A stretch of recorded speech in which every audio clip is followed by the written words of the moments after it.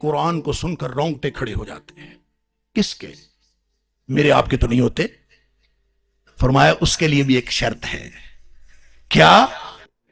وَتَقْشَعِرُ جُلُودُ الَّذِينَ يَخْشَوْنَ رَبَّهُمْ. جن کے دلوں میں اللہ کا خوف ہوتا ہے ان کے رونگٹے کھڑے ہوتے ہیں. سب کے نہیں ہوتے.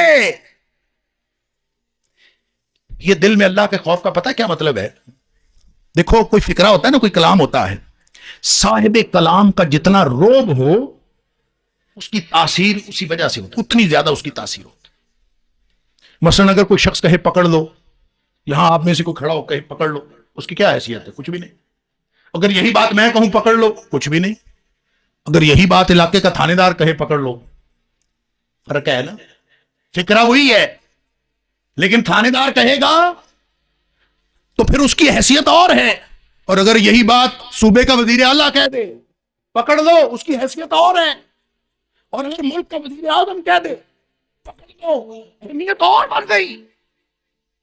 لہذا جیسے جیسے صاحب کلام کا روح بڑھتا جائے گا ویسے ویسے کلام کی تاثیر بڑھتی. تقشعر منہ جلود الذین یخشون ربہم. کبھی دل میں سوچو تو صحیح یہ کلام کس کا ہے. کبھی سوچو تو صحیح، کبھی اس کی کبریائی کا احساس تو کرو. جب یہ احساس دل میں خشیت آ جائے گی، اللہ کا رعب دل میں آ جائے گا، ایک ایک فکرہ دل کے اوپر اثر کرے گا، پھر رونگٹے کھڑے ہوں. لہذا نہ ہمیں کبھی یہ سوچا کس کا کلام ہے، وہ کیسے کہہ رہا ہے، کیوں کہہ رہا ہے، کس کو کہہ رہا ہے. نہ کبھی ہم نے سوچا، نہ دل میں رعب پیدا ہوا، نہ کبھی ہمارے رونگٹے کھڑے. کبھی یہ سوچ کے دیکھیں، کبھی اللہ کی خشیت دل میں بٹھا کے پھر قرآن سنیں. تقشعر منہ جلود الذین یخشون ربہم. چیلنج ہے قرآن کا. جس کے دل میں اللہ کی خشیت ہے اس کے رونگٹے کھڑے ہو جاتے ہیں. اللہ کرے کس دن رونگٹے کھڑے ہو گئے نا، بس یہ کلک ہونی ہے، پھر باقی ہدایت کا عمل آٹومیٹک شروع ہو جانا. یہ ایسا کتاب، ایسا قرآن ہے، ایسا معجزہ ہے. ایک دم کلک ہو گئی نا. فرمایا ثم تلین جلودہم وقلوبہم الی ذکر اللہ. پھر سارا کام خود ہی ہو جاتا ہے، دل بھی جھک پڑتے ہیں، جسم بھی جھک پڑتے ہیں اللہ کی یاد کی طرف. بس جس دن یہ کام ہو گیا، ذالک ھدی اللہ یہدی بہ من یشاء. یہی وہ ہدایت ہے اللہ جسے چاہتا ہے عطا کرتا. اللہ کرے ہمیں بھی وہ ہدایت مل جائے. اور یہ منزل مقصود والی ہدایت مانگا کرو. جب ہم کہتے ہیں نا اہدنا الصراط المستقیم، اس یہ ترجمہ نہ کیا کرو ذہن میں کہ اللہ ہمیں سیدھا رستہ دکھایا تو اس نے ہوا ہے. اللہ ہمیں سیدھے رستے پر چلا، اللہ ہمیں سیدھے رستے پر لے جا، اللہ ہمیں سیدھے رستے پر چلاتے ہوئے منزل مقصود پر پہنچا دے. یہ ترجمہ ذہن میں رکھا کرو. اور پھر یہ قرآن کیسے پہنچاتا ہے؟ قرآن منزل مقصود پہ پہنچاتا ہے. ماننے والوں کو بھی.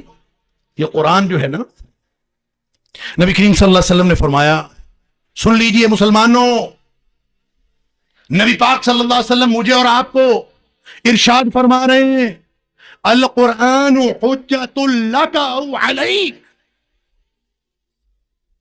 یہ قرآن تم سب کے لیے دلیل اور حجت ہے. بس فرق یہ ہے کسی کے حق میں حجت ہے، کسی کے خلاف حجت ہے.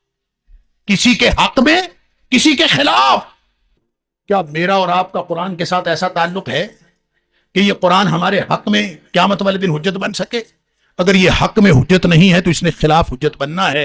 اور جو حق میں حجت بن گیا اس نے جنت میں پہنچا دینا ہے، جو خلاف حجت بن گیا اس نے جہنم میں پہنچا دینا. اللہ اکبر. تفصیل کا موقع نہیں ہے، تفسیر علماء بیان کرتے رہتے ہیں، میں صرف منزل مقصود کی بات کر دیتا ہوں. کس منزل پہ قرآن پہنچاتا ہے؟ حق ادا کر دیا. 5 حق ہیں قرآن کے: ایمان رکھنا، پڑھنا، سمجھنا، عمل کرنا، آگے پہنچانا.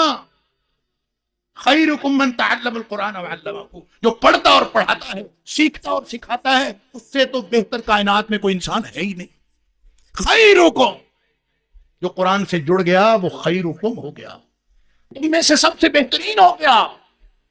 اللہ اکبر. قرآن بھلا کہاں نازل ہوا ہے؟ قرآن، اس کے ساتھ جڑنے والی ہر چیز عظیم ہوئی ہے. قرآن نبی پاک صلی اللہ علیہ وسلم کے سینہ اطہر پہ، آپ کے قلب اطہر پہ نازل ہوا. علی قلبک لتکون من المنذرین. نبی پاک صلی اللہ علیہ وسلم کے قلب اطہر پہ نازل ہوا. نبی پاک صلی اللہ علیہ وسلم اللہ کے بعد کائنات کی سب سے عظیم ہستی بن گئے. مکہ مکرمہ میں نازل ہوا، بہترین شہر بن گیا، جس رات میں نازل ہوا کائنات کی بہترین رات بن گئی، جس مہینے میں نازل ہوا کائنات کا بہترین مہینہ بن گیا، جو فرشتہ لانے والا تھا وہ سارے فرشتوں میں سے افضل ہو گیا۔ یعنی قرآن کے ساتھ جڑنے کی بات ہے، یہ ایسا پارس کا پتھر ہے جو اس سے جڑ گیا وہ کندن بن گیا۔ اللہ اکبر۔ فرمایا یہ حدیث سنی ہوئی ہے نا، یقال لصاحب القرآن اقرأ وارتقی، صاحب قرآن کو کہا جائے گا، قرآن والے کو، قرآن کے ساتھی کو، ہم اس کا ترجمہ کرتے ہیں حافظ قرآن کو کہا جائے گا۔ سن لیجئے، صاحب قرآن قرآن کا ساتھی ہوتا ہے، حافظ قرآن بھی صاحب قرآن ہو سکتا ہے اور غیر حافظ قرآن بھی قرآن کا ساتھی ہو سکتا ہے۔ فرق صرف اتنا ہے، جس نے زندگی میں قرآن کو ساتھی بنایا، جس نے زندگی میں قرآن کو ساتھی بنایا، قرآن ایسا با وفا ساتھی ہے، پھر یہ اس کو نہیں چھوڑتا۔ نبی اکرم صلی اللہ علیہ وسلم نے فرمایا یقال لصاحب القرآن اقرأ وارتقی، قیامت والے دن جنت میں صاحب قرآن کو کہا جائے گا، قرآن کے ساتھی کو کہا جائے گا، قرآن والے کو کہا جائے گا۔ تو کیا ہم قرآن والے ہیں؟ کیا قرآن کو ہم نے اپنی زندگی کا ساتھی بنایا ہے؟ جس نے قرآن کو یہاں زندگی کا ساتھی بنا لیا، یہ پھر کسی کو نہیں چھوڑتا، یہ با وفا ساتھی ہے۔ مسلم شریف کی حدیث ہے، فرمایا اقرأ القرآن، نبی پاک صلی اللہ علیہ وسلم نے صحابہ سے کہا، اور صحابیو قرآن پڑھتے رہا کرو، انہو یاتی یوم القیامت شفیعا لاصحابہ، یہ قیامت کے دن اپنے ساتھیوں کی شفاعت کرتا ہوا آئے گا۔ کس کی؟ اپنے ساتھیوں کی، صاحب کی۔ بناؤ نا صاحب اس کو، بناؤ نا ساتھی اس کو۔ تم کہتے ہو قرآن سمجھ میں نہیں آتا، آئے کیسے؟ اس سے واقفیت رکھی، سمجھ لو۔ آپ دنیا میں زندگی میں کسی شخص کے ساتھ دن میں چاہے 5 وقت ملتے ہو، سلام دعا، سرسری سی ملاقات، السلام علیکم، بس گھر کو چلے گئے، السلام علیکم، گھر کو چلے گئے، ساری زندگی آپ ملتے رہو، کبھی بھی آپ کو اس سے تعارف نہیں ہو سکتا وہ کون ہے اور آپ کون ہے۔ اور اگر اس کے ساتھ کوئی وقت گزارو اکیلے بیٹھ کے، اس سے پوچھو تم کون ہو، اپنا آپ بتاؤ میں کون ہوں، کسی سے ایک رات تنہائی میں گزار لو، وہ اپنی ساری زندگی کا کچا چٹھا آپ کو بتا دے گا اور آپ سے سارے راز بھی بتانے کا موقع دے گا۔ تو کبھی قرآن کے ساتھ بھی تنہائی میں بیٹھو نا۔ قرآن کے ساتھ جس نے تنہائی میں وقت نہیں گزارا، یہ قرآن اس کو اپنا ساتھی کیسے بنائے؟ قرآن اس کو اپنا ساتھی بناتا، اپنے راز اس کو دیتا ہے جو اس کے ساتھ وقت گزارتا۔ پہلے تنہائی میں وقت گزارے، یا یوں سمجھ لیجئے کہ ساری زندگی ایک آدمی سمندر کی تہہ پہ تیرتا رہے، سمندر کی سطح پہ تیرتا رہے، وہ کبھی ہیرے جواہرات کو پہنچ سکتا ہے؟ وہ ہیرے جواہرات ملتے ہیں اس میں غوطہ لگانے سے۔ قرآن کے سطحی طور پر آپ اوپر پھرتے رہیں، آپ ہیرے جواہرات تک نہیں پہنچ سکتے۔ ساتھی بنائے قرآن کو۔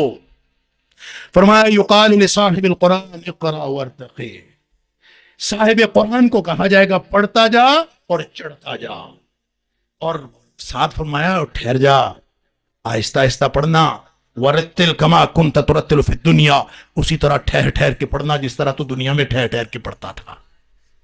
چڑھتا جا، پیدل تھوڑی چڑھنا ہے، وہاں زینے لگے ہوں گے، یہاں الیکٹرک زینے، لفٹیں پتہ کتنی تیز لگی ہوئی ہیں، بڑے بڑے پلازوں کے اندر، بڑی بڑی ملٹی سٹوری بلڈنگز کے اندر دنیا کی لگی ہوئی لفٹیں۔ میں ایک جگہ گیا، انہوں نے بتایا یہ 1 سیکنڈ میں 4 منزلیں طے کر جاتی ہے، 1 سیکنڈ میں 4 منزلیں، اتنی تیز۔ اور وہ 44ویں منزل میں ہم نے جانا تھا، اور یوں اس نے دبایا اور یوں ہم باہر نکلے تو سارا شہر نیچے آیا پڑا ہے، ہم حیران ہو گئے۔ یہ تو دنیا کے زینے ہیں، جنت کے زینوں کی تیزی کا عالم کیا ہوگا؟ وہاں جب ٹھہر ٹھہر کے قرآن پڑھتا جائے گا اور وہ زینے جا رہے ہوں گے، ایک لمحے میں کتنا وہ اس کے کتنے درجے اوپر جا رہا ہوگا۔ نبی کریم صلی اللہ علیہ وسلم نے فرمایا جنت میں 1 درجے کا فرق پڑ گیا نا، 1 درجے کا، تو نچلے درجے والے اپنے سے اوپر والے درجے کو یوں دیکھیں گے جیسے ہم سورج چاند ستاروں کو دیکھتے ہیں۔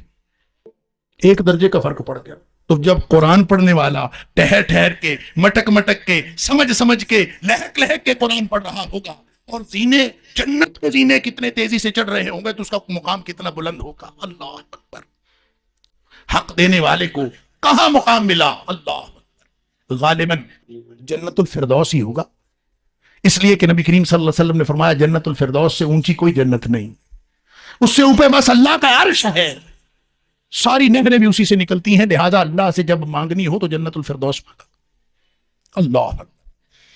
دوسری طرف بخاری اور مسلم کی لمبی حدیث ہے، میں صرف مختصر کر کے آخری ٹکڑا عرض کر دیتا ہوں. نبی پاک صلی اللہ علیہ وسلم فرماتے ہیں کہ جب جنت جہنم کا یہ ماحول یہ بتاتا ہے حدیث کا کہ جنت جہنم کا فیصلہ ہو چکا ہوگا. نبی پاک صلی اللہ علیہ وسلم فرماتے ہیں میری بہت ساری امت جہنم میں جل رہی ہوگی، میں اللہ کے سامنے سجدے میں گر جاؤں گا، جب تک اللہ چاہے گا میں اللہ کی کبریائی بیان کروں گا، تحمید و تقدیس کروں گا. جب اللہ چاہے گا مجھے اللہ فرمائے گا کہ اے محمد صلی اللہ علیہ وسلم اپنا سر اٹھاؤ، مانگو کیا مانگتے ہو، میں عرض کروں گا اللہ کے رسول صلی اللہ علیہ وسلم میری امت جہنم میں جل رہی ہے، ان کو نکال کے جنت میں ڈال دے. نبی پاک صلی اللہ علیہ وسلم فرماتے ہیں مجھے اللہ ایک نشانی مقرر کر دے گا، جا اس نشانی کے جتنے لوگ ہیں ان کو جہنم سے نکالو، جنت میں ڈال دو. میں ڈال دوں گا، ابھی بھی میری بہت ساری امت جہنم میں رہ جائے گی، پھر سجدے میں گروں گا، پھر جب تک اللہ چاہے گا میں اسی طرح سے اللہ کی حمد و ثنا بیان کرتا رہوں گا. پھر اللہ فرمائے گا سر اٹھاؤ، مانگو کیا مانگتے ہو. میں پھر عرض کروں گا اللہ کے رسول صلی اللہ علیہ وسلم جہنم سے میری امت کو نکال کر جنت میں ڈال دے. اللہ تعالیٰ کم تر نشانی بیان کر دیں گے، میرٹ لو ہو جائے گا، جا اس نشانی کے بھی جتنے لوگ ہیں نکال کے جنت میں ڈال. فرمایا میں ان نشانی کے لوگوں کو بھی جنت میں ڈال دوں گا، میری امت ابھی بھی بہت ساری جہنم میں رہ جائے. تیسری دفعہ پھر میں سفارش کروں گا، تیسری دفعہ پھر مجھے اذن ہوگا اللہ کی طرف سے، اور اللہ تعالیٰ میرے لیے اتنی چھوٹی نشانی بیان کر دیں گے، مقرر کر دیں گے کہ مجھے لگے گا کہ اب تو میں ساری امت کو نکال لوں گا. لیکن فرمایا کہ جب میں اس نشانی کے لوگوں کو بھی نکال لوں گا تو میری امت ابھی بھی جہنم میں رہ جائے گی. اللہ. 3 دفعہ نبی کریم صلی اللہ علیہ وسلم کی شفاعت کے بعد بھی فرمایا یہ بھلا کون رہیں گے؟ فرمایا ما باقیہ، کوئی نہیں بچے گا الا من قد حبسہ القرآن. اب وہ بچیں گے جن کو قرآن روک لے گا کہ یہ میرے مجرم ہیں. اے حبیب صلی اللہ علیہ وسلم آپ کی شفاعت بھی ان کو فائدہ نہیں دے سکتی. اور جس کو قرآن نے روک لیا فرمایا ای وجب علیہ خلود، اس پر جہنم کی ہمیشگی واجب ہوگی، وہ ہمیشہ جہنم میں رہے گا جس کو قرآن نے روک لیا. لہذا منزل مقصود پر، یہ منزل پر پہنچانے والی کتاب ہے. جس نے اس کا حق ادا کر دیا، القرآن حجت لک او علیک، یا تمہارے حق میں دلیل ہے یا تمہارے خلاف دلیل ہے. اگر حق میں ہو گیا تو اعلیٰ جنتیں ہیں، خلاف ہو گیا تو ہمیشگی کا جہنم ہے. اللہ تعالیٰ مجھے اور آپ کو قرآن کا حق ادا کرنے اور اس کو اپنا ساتھی بنانے کی توفیق عطا فرمائے.